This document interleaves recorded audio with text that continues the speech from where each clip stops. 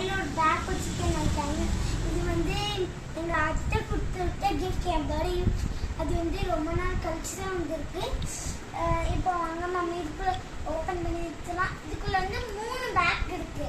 வாங்க பார்க்கலாம். இது வந்து நம்ம ஏடிஎம் கார்டு ஃபோட்டோ அதெல்லாம் வைக்கலாம் இதுக்குள்ள. இது வந்து இதுக்குள்ள பாருங்க போட்டோ இருக்கு. நம்ம இதுக்குள்ள வச்சுக்கலாம். நெக்ஸ்ட் வந்து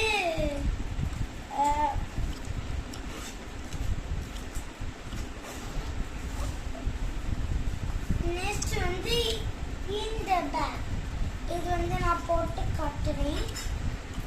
இது வந்து பேண்ட் ஷர்ட்டுக்கு நல்லா இருக்கும்.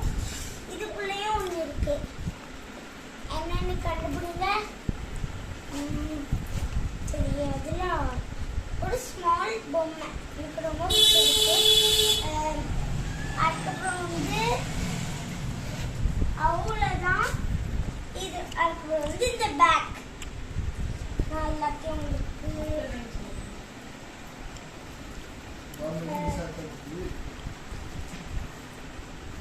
போட்டு காட்டுறேன்.